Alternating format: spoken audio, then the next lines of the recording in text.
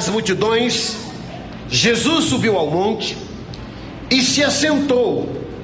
Seus discípulos aproximaram-se dele e ele começou a ensiná-los, dizendo: bem-aventurados os pobres em espírito, pois deles é o reino dos céus.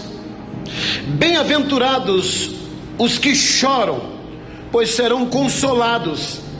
Bem-aventurados os mansos, pois eles herdarão a terra.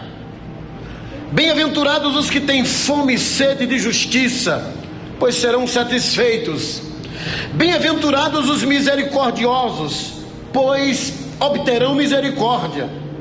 Bem-aventurados os puros de coração, pois verão a Deus. Bem-aventurados os pacificadores, pois serão chamados filhos de Deus. Bem-aventurados os perseguidos por causa da justiça, pois deles é o reino dos céus. Bem-aventurados serão vocês quando por minha causa os insultarem, os perseguirem e levantarem todo tipo de calúnia contra vocês.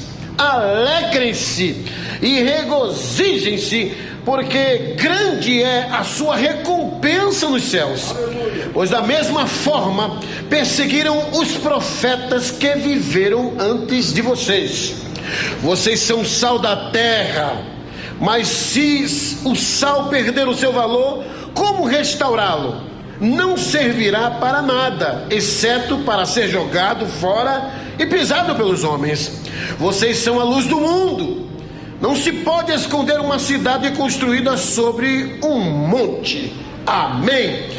Querido Deus, em nome do Senhor Jesus Cristo, fala ao nosso coração nessa noite, capacita-nos para transmitir a tua palavra, para o louvor e glória do teu nome, Jesus Cristo, Rei dos reis e Senhor dos senhores. Amém. Queiram se assentar com as suas Bíblias abertas. Amém. Louvado seja o nome do Senhor Jesus Cristo. Aleluia. Queridos irmãos, esse texto que nós acabamos de ler faz parte de uma série de instruções, ensinamentos que Jesus está transmitindo especificamente para os seus discípulos. Esses ensinamentos, que são denominados de Sermão do Monte, que na realidade são ensinamentos, porque não é uma pregação que Jesus está fazendo, porque a palavra não é querigma. Querigma é uma proclamação, é uma pregação mais eloquente. E nesse caso aqui Jesus está ensinando, e a ideia é daquela palavra grega didaquê, que é de ensino.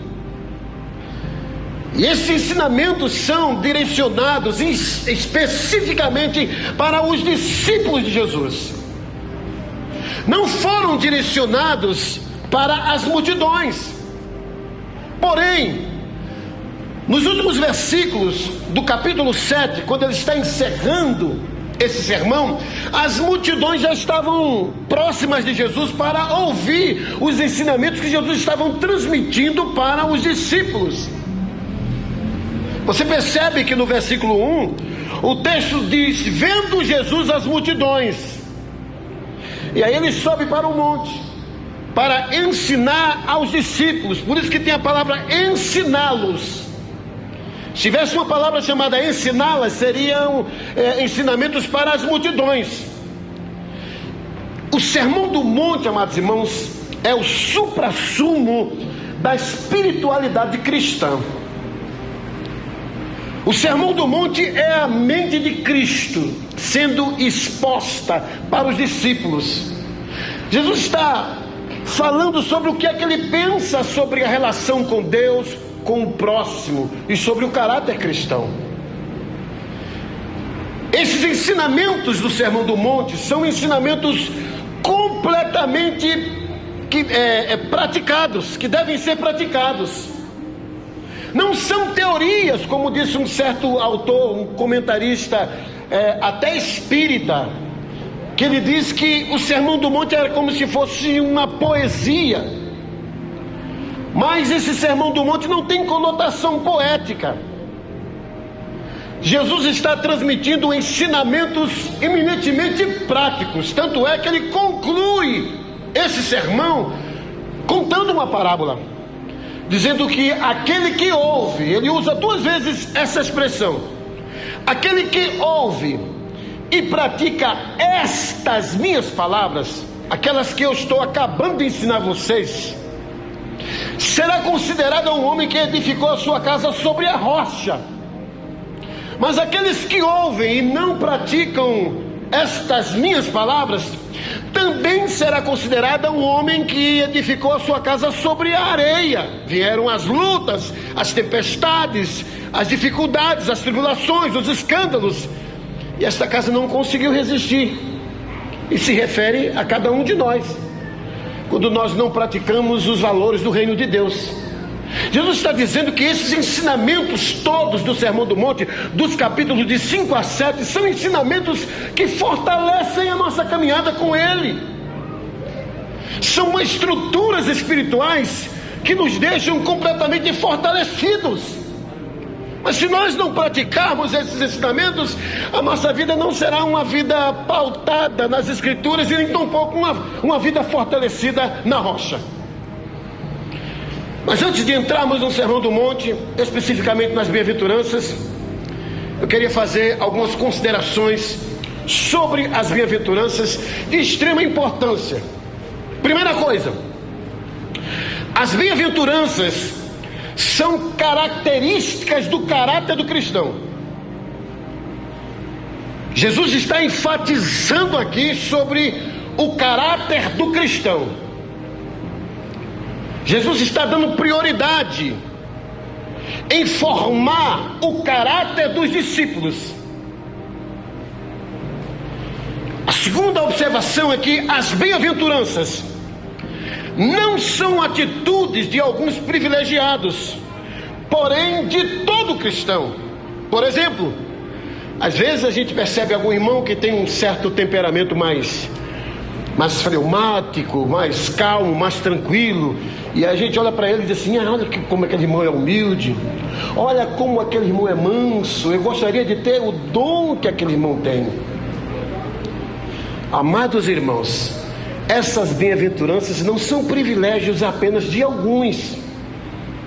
Essas bem-aventuranças, elas precisam estar na vida de cada um de nós.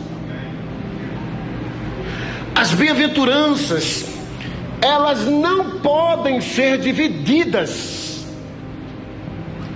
e devem estar no caráter de todos nós, seja em maior ou em menor proporção. Porém, todas essas bem-aventuranças precisam ser desenvolvidas em cada um de nós. Eu não posso de maneira nenhuma fazer uma seletividade de cada bem-aventurança. Por exemplo, olha, eu tenho muita dificuldade de ser uma pessoa que chora, porque eu sou um camarada muito cômico, eu sou uma pessoa alegre, eu tenho dificuldade, mas eu vou escolher a bem-aventurança de ser um pacificador, porque eu tenho facilidade de apaziguar uma confusão, alguma coisa nesse sentido. Mas eu tenho dificuldade de ser uma pessoa humilde, porque eu sou muito vaidoso, sou muito prepotente, eu tenho dificuldade. Então, mas eu vou viver pelo menos essa bem-aventurança chamada misericordioso, porque eu não posso ver ninguém sofrendo, que eu quero logo acudi-lo. Nós não podemos selecionar, escolher uma dessas bem-aventuranças para caracterizar a nossa vida como cristão. Todas essas 8 bem-aventuranças precisam ser desenvolvidas na vida, no caráter de cada um de nós, seja em maior ou em menor proporção, mas todas elas precisam ser perceptíveis. As bem-aventuranças são declarações de bênçãos para o aqui, agora e o além. As bem-aventuranças também, irmãos, são a contracultura em relação ao mundo. Ou seja, as bem-aventuranças são ensinamentos diametralmente opostos aos ensinamentos que o mundo nos ensina. Por exemplo, Jesus diz felizes, extremamente felizes. A palavra bem-aventurado significa isso, Macários, abarrotado de felicidade. É aquele que é humilde. O mundo diz o contrário. Felizes são aqueles que são arrogantes. Felizes são aqueles que não deixam ninguém passar por cima dele. Felizes são aqueles que são percebidos nos lugares onde eles chegam. Felizes são esses que não são os últimos. O mundo nos ensina isso. Mas Jesus diz: felizes os humildes de espírito. Perceba como é contrário os ensinamentos de Cristo e os ensinamentos que essa sociedade tenta trazer para nós. Outro exemplo, Jesus diz: felizes os que choram, bem-aventurados os que choram.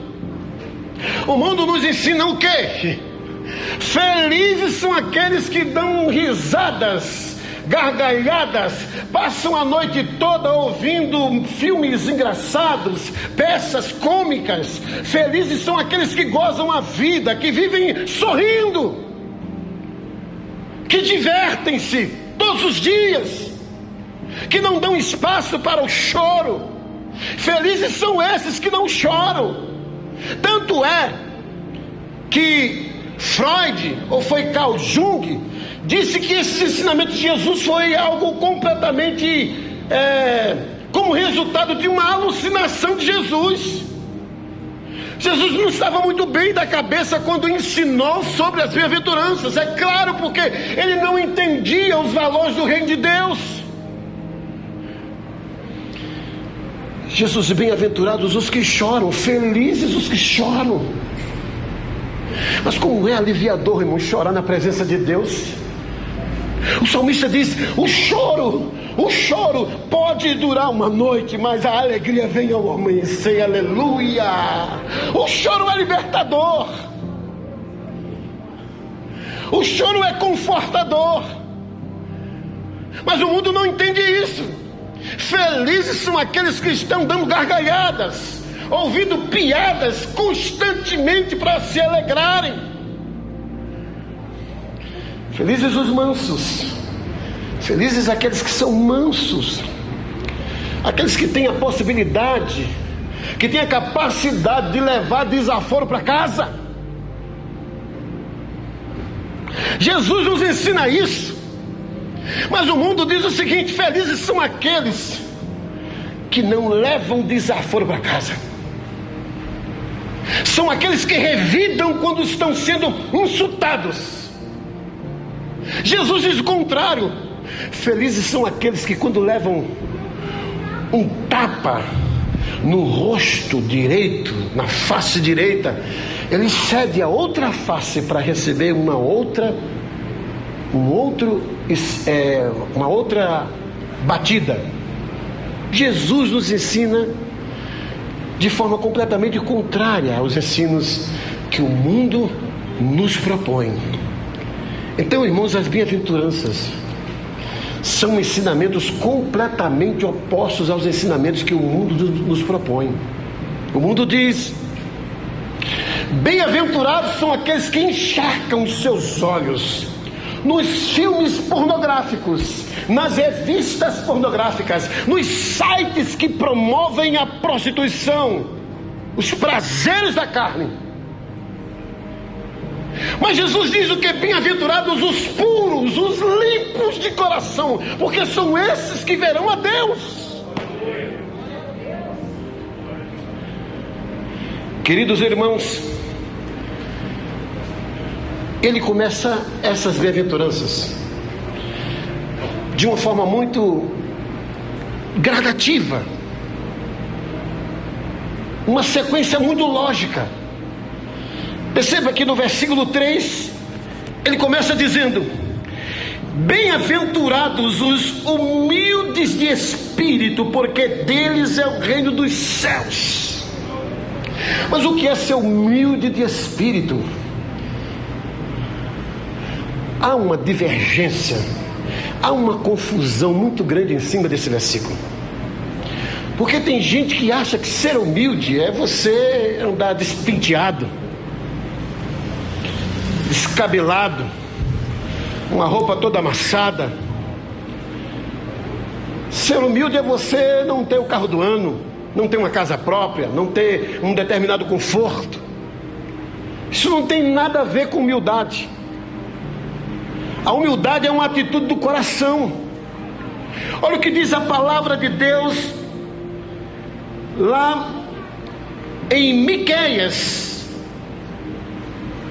Na realidade, Lucas 18, quando Jesus está falando sobre o publicano, pecador e o fariseu.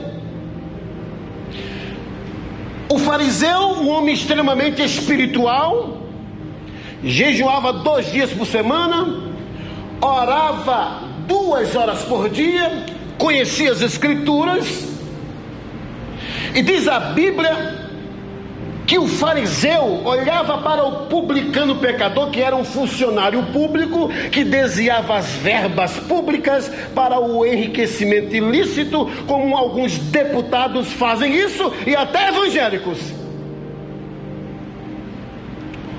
E esse publicano pecador, ele nem sequer ousava levantar a cabeça para dirigir uma oração a Deus. Ele dizia: ó Deus, sê propício a mim, pecador. Ou seja, perdoa os meus grandes e terríveis pecados. Só o Senhor pode perdoar os meus pecados, e são muitos. Mas o religioso, o fariseu, olhava para o publicano e dizia: eu não sou como esse homem, roubador de impostos, pecador, traidor da pátria. Porque o publicano aqui, nesse caso, era um judeu, e todo judeu que era publicano, fiscal de imposto, ele era considerado um traidor da pátria, porque ele roubava também a favor de Roma. E aí o fariseu religioso: eu não sou como esse homem injusto, pecador, miserável, dou o meu dízimo, sou fiel, não perco um culto, uma celebração, não sou como esse. Jesus disse que o pecador miserável, ele foi justificado, ele foi perdoado por causa da sua humildade.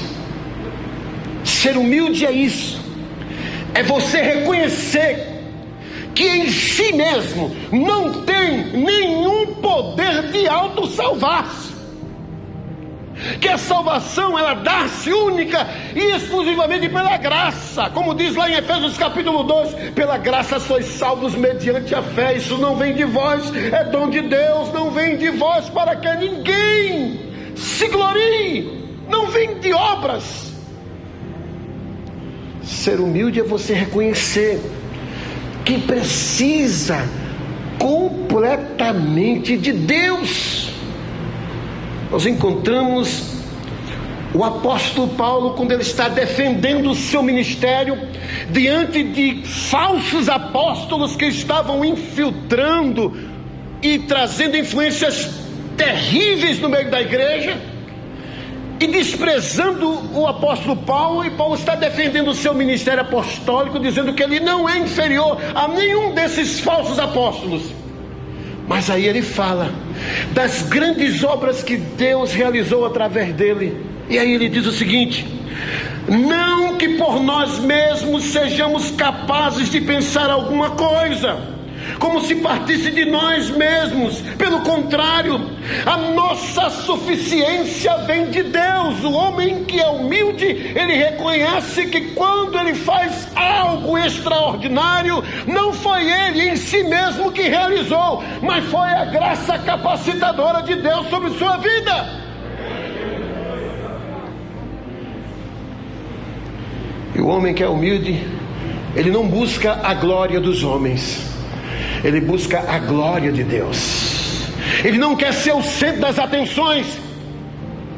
E o homem que é humilde também não anda fazendo declarações que é humilde. A humildade, ela não deve, não pode ser alardeada. É o que a gente percebe no meio da igreja. Algumas pessoas dizendo, por exemplo: irmãos, ore por esse simples e humilde servo de Deus. O seu Chad dizia algo muito interessante: quando você diz que é humilde, você já deixou de sê-lo. O humilde, ele até se constrange quando alguém diz para ele: rapaz, eu admiro você porque você é um cara humilde, viu? Oh, muito obrigado, graças a Deus que alguém nesta vida está reconhecendo que eu sou humilde, aleluia. Ele fica constrangido. Ele fica constrangido quando recebe elogios, porque o objetivo dele é transmitir toda a honra, toda a glória, todo louvor, toda a adoração àquele que é digno de elogio, Jesus Cristo. Eu acho interessante é que até o arrogante, até o prepotente, quando ele abre a boca e diz assim: eu reconheço que sou um cara vaidoso, arrogante, prepotente, nesse exato momento ele está sendo humilde, e mais humilde do que aqueles que estão dizendo: eu sou humilde. O único que teve a autoridade de dizer: eu sou humilde, aprendam comigo que sou manso e humilde de coração, foi a pessoa de Jesus Cristo. E mais ninguém. Porque todos nós temos um pouco de arrogância, temos um pouco de prepotência, de orgulho. Pessoas que às vezes saem da igreja, tomam uma decisão errada de sair da igreja, e aí se atrapalham todo lá fora, lá no mundo, ou sei lá, dizem que receberam uma direção de Deus, mas a ficha caiu e não foi Deus que trouxe direção para ele. Diz: que mancada eu dei, eu estava tão bem na igreja batista do bairro Bom Jardim, eu agora estou perdido aqui, eu não vou voltar. O orgulho não deixa essa pessoa voltar. O orgulho não nos deixa, vão reconhecer que erramos. E nós homens temos essa tendência, porque nós não aceitamos ser corrigidos pelas mulheres. É verdade ou não é? Olha o silêncio. Bem-aventurados, felizes os humildes de espírito. Isso é tremendamente desafiador, irmãos. Vocês percebem que Jesus está trabalhando seriamente no caráter dos discípulos, porque esta é a finalidade do Evangelho: tratar com o nosso caráter. Do contrário, não é Evangelho de Deus. Essa foi a preocupação número 1 de Jesus. Tanto é que ele começa falando sobre as características do caráter do cristão. Felizes os que choram. A outra bem-aventurança está aqui no versículo 4. Olhe para a sua Bíblia. Quando ele diz assim: bem-aventurados os que choram, porque serão consolados. Olha, a primeira bem-aventurança ela se refere teologicamente sobre o arrependimento. A segunda bem-aventurança, bem-aventurados os que choram, se refere à contrição, à sensibilidade espiritual. Eu reconheço que sou miserável pecador, que sou completamente limitado, que dependo única e exclusivamente de Deus, e diante desse reconhecimento eu agora começo a chorar. O choro da contrição, o choro do arrependimento. Bem-aventurados os que choram, porque serão consolados. A sociedade, amados irmãos, faz tudo para que não choremos, tudo. Milhões de reais são gastos diariamente em filmes, programas, shows, livros e revistas para nos divertir. Mas essas estratégias não conseguem gerar uma verdadeira felicidade no nosso coração, porque só são felizes aqueles que estão caminhando com Jesus, aqueles que nasceram de novo, aqueles que se tornaram filhos de Deus, porque o texto aqui se refere para aqueles que são seguidores de Jesus. Esses ensinamentos não são para quem não segue Jesus. Podemos fazer uma aplicabilidade, uma aplicação, uma contextualização, mas esta mensagem do Sermão do Monte é para a igreja. Bem-aventurados os que choram, porque serão consolados. Como é maravilhoso chorar na presença de Deus.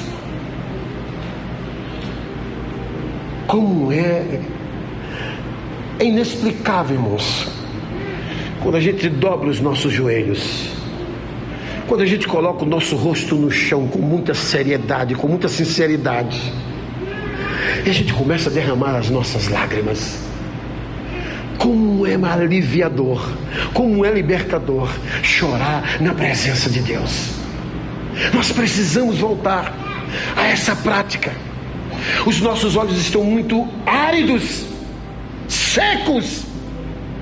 Nós estamos perdendo a sensibilidade espiritual e precisamos fazer aquilo que Jeremias, que era o profeta chorão, ele estava sempre chorando na presença de Deus. E Paulo também era outro.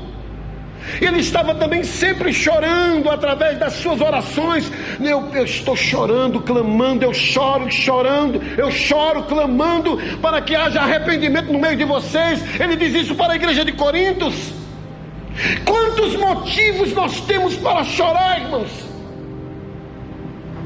Estamos vivendo numa situação complicadíssima em nosso Brasil, politicamente falando. E é hora de dobrarmos os nossos joelhos e clamarmos a esse Deus. A Bíblia fala: se o meu povo que se chama pelo meu nome se humilhar, orar e buscar a minha face e se converter dos maus caminhos, eu ouvirei dos céus, perdoarei os seus pecados e sararei a sua terra. Chore, porque você vai ver o resultado. O choro pode durar uma noite, mas a alegria vem ao amanhecer. Aleluia, amém. A outra bem-aventurança no versículo 5, quando diz assim: bem-aventurados os mansos, porque herdarão a terra. Queridos, esse ensinamento aqui é um ensinamento completamente paradoxal, contrário para alguns que seguiam Jesus, discípulos que seguiam Jesus, que faziam parte de uma linhagem de esquerda, politicamente falando, de esquerda, zelotes. E eles queriam tomar o poder pela força, pela violência. Nós queremos um Messias que tenha o poder político, o poder físico, como Moisés, como Sansão e como Davi, para tomar o poder de Roma. Em outras palavras, os zelotes queriam era vingança. E aí Jesus diz: não, nós vamos conquistar a terra, não é pela força humana, como diz em Zacarias 4:6, não é pela força nem pela violência, mas pelo meu Espírito, diz o Senhor dos Exércitos. Jesus certamente tinha isso em mente. Todos estavam esperando esse Messias político, e agora Jesus chega e diz: felizes, bem-aventurados os mansos, porque eles herdarão a terra. Você já pensou se eu chego com essa mensagem no meio dos MSTs? Bem-aventurados os mansos, porque eles herdarão. Que nada, rapaz. Bem-aventurados são aqueles que tomam a terra pela força. Bem-aventurados são aqueles que conquistam o poder político pela força. E Jesus disse: não, bem-aventurados os mansos, porque são eles os herdeiros da terra. Esses que estão conquistando a terra pela força estão completamente enganados, iludidos, ludibriados por Satanás. Mas vocês são os verdadeiros herdeiros. Em outras palavras, nós somos possuidores de tudo. Paulo mesmo diz lá em Coríntios: tudo é vosso, tudo. Deus criou tudo por amor a mim e a você. Tudo é meu, tudo é seu. Nós somos as pessoas mais ricas, porque somos as pessoas mais felizes que existem na terra. Pobre é Donald Trump diante da minha felicidade, diante da riqueza e da herança que eu tenho em Cristo Jesus. Donald Trump é um favelado. Bem-aventurados os mansos, porque eles herdarão a terra. Mas, irmãos, olha, talvez o homem secular considere que o manso não tem personalidade, vivendo como um covarde, mas significa ser fraco, tímido ou medroso. Esse é o conceito de alguns sobre mansidão. Mas o manso não é aquele que é tímido, que é medroso, que é fraco, que não tem coragem de agir. Não, não tem nada a ver. Pelo contrário, a pessoa pode ser mansa, mas ela pode ser decidida. Eu vou fazer isso e é isso mesmo. Porque a sua decisão está com base na palavra de Deus. A mansidão genuína não pode existir sem a coragem. Os mansos, eles têm a capacidade de controlar o seu temperamento. Está faltando isso nas nossas relações conjugais, nas nossas relações pessoais. O manso é aquele que tem a capacidade de contar de 1 até 10, se possível conta de 1 até 1000 e não se altera, ele se segura. O manso é aquele que não é escravo do seu temperamento, porque ele tem o fruto do Espírito que se chama domínio próprio. Os mansos, eles não dão espaço para o espírito de vingança. Às vezes eu percebo em alguns irmãos, quando fazem determinadas orações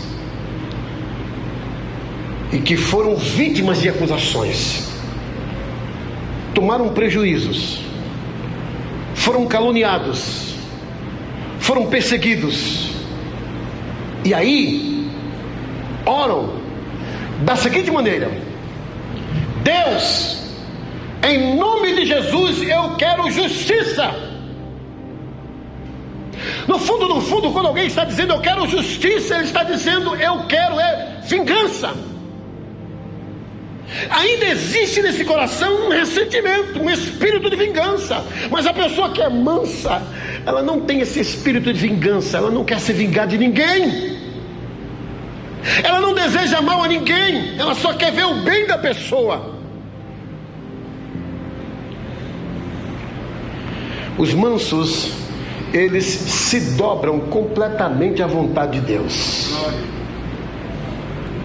E ainda, no versículo 5 fala sobre a outra bem-aventurança. Versículo 6, aliás. Bem-aventurados os que têm fome e sede de justiça, porque serão fartos. Esta bem-aventurança, irmãos, começa a focalizar a solução do problema do homem, que é a sua condição miserável de pecador. Esta condição miserável nos motiva a querer uma vida num nível mais elevado.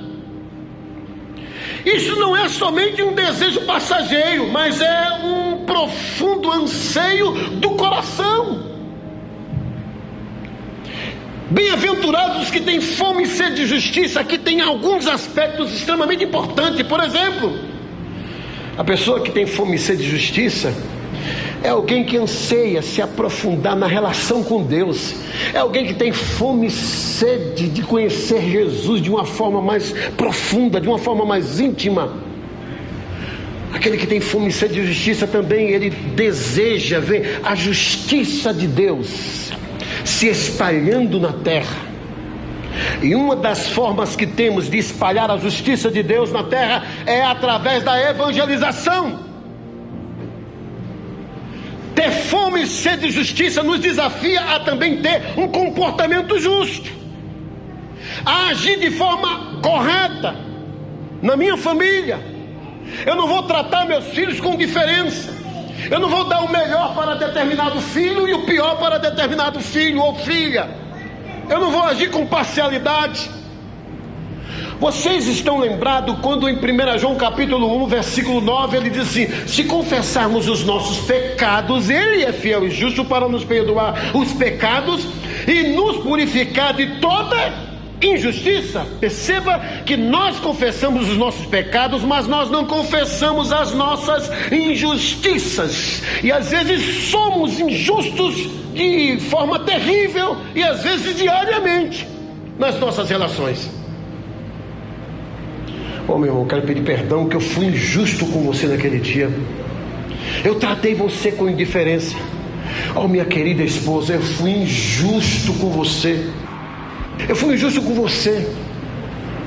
Nós não confessamos isso. Confessamos os nossos pecados, mas nós não confessamos as nossas injustiças. Bem-aventurados que têm fome e sede de justiça. E a outra bem-aventurança está no versículo 7, quando diz assim: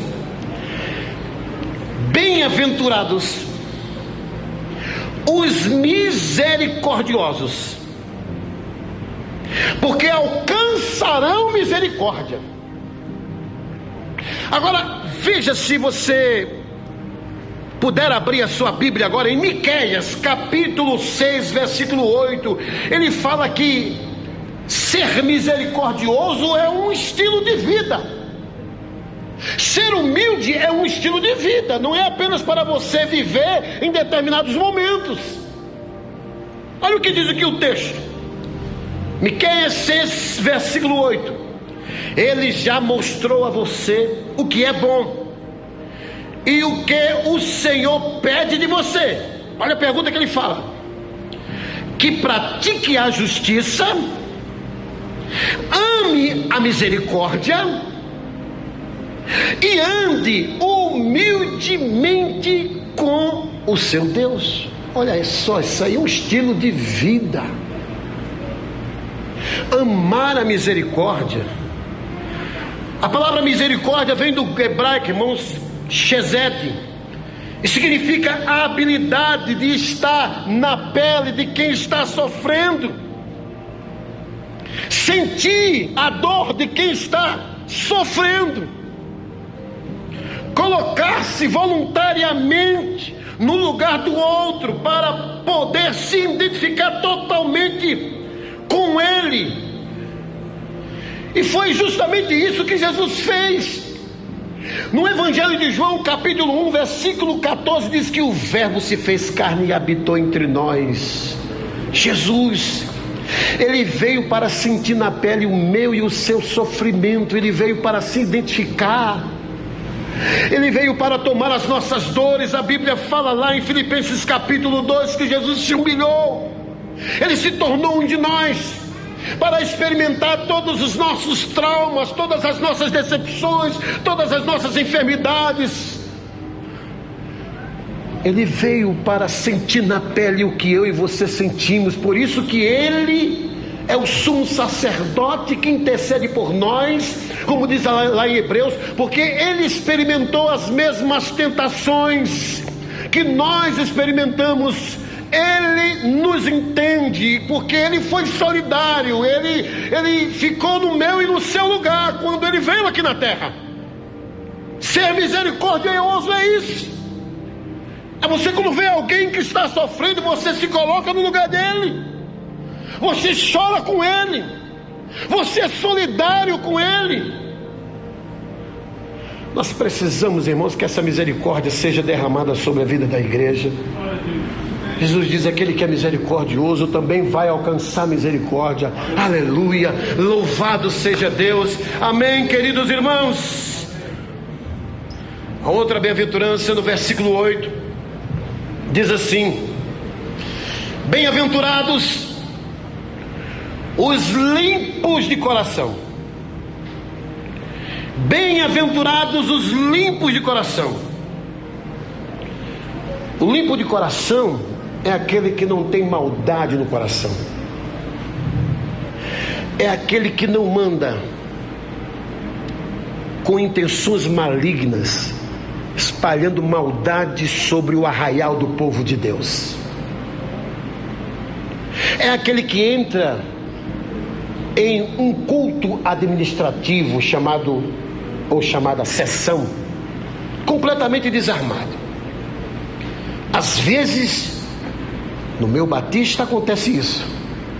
Pessoas que vêm para esse culto administrativo completamente armados para atacar determinado líder ou pastor.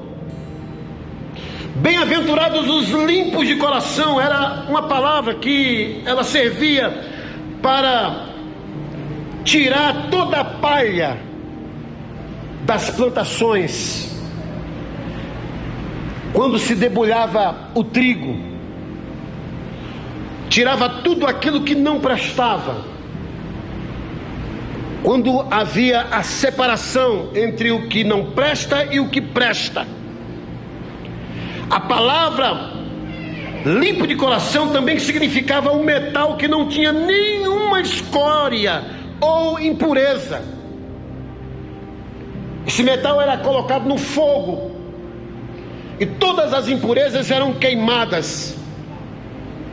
É esta palavra que Jesus está dizendo isso, que nós também estamos precisando de passar pelo fogo do Espírito Santo para queimar as palhas, as impurezas que existem na nossa vida. E ele ainda diz: bem-aventurados os limpos de coração, porque são esses que verão a Deus. E aí Hebreus diz: segui a paz com todos e a santificação, sem a qual ninguém verá a Deus. É justamente isso o que Jesus está dizendo. A outra bem-aventurança está no versículo 9, quando ele diz assim: bem-aventurados os pacificadores, porque serão chamados filhos de Deus. A característica do Filho de Deus é que ele é um pacificador. Irmãos, entre as bem-aventuranças, esta é provavelmente a que mais se tem prestado a maus entendidos na igreja. Tem sido interpretada em termos de passividade, de ser pacífico, de ser uma pessoa que vive em um estado de tranquilidade. Mas por definição, o pacificador é ativo, é um fazedor de paz, é o que trabalha pela paz, o que se esforça para conseguir que brote a justiça messiânica entre os seres humanos que estão em guerra, espiritualmente falando. E essa paz se estabelece no coração daqueles que estão em guerra quando eles creem em Cristo como seu justificador. Romanos 5:1 diz: justificados, pois, mediante a fé, temos paz com Deus. O pacificador é aquele que, quando vê o fogo cruzado, ele tenta se colocar no meio para apaziguar aquela situação. Ele não coloca lenha no fogo. E ainda concluindo, o versículo 10 também fala sobre outra bem-aventurança. Olha o versículo 10. Bem-aventurados os perseguidos por causa da justiça, porque deles é o reino dos céus. Vejam os versículos 11 e 12, quando Jesus diz assim: bem-aventurados serão vocês quando por minha causa, veja esse termo, por minha causa, os insultarem, os perseguirem e levantarem todo tipo de calúnia contra vocês, por minha causa. Alegrem-se e regozijem-se, porque grande é a sua recompensa nos céus, pois da mesma forma perseguiram os profetas que viveram antes de vocês. Bem-aventurados os perseguidos. É quase como se Jesus estivesse dizendo: olha, quando vocês começarem a viver isso aqui, essas bem-aventuranças, vocês não vão ser bem recebidos na sociedade.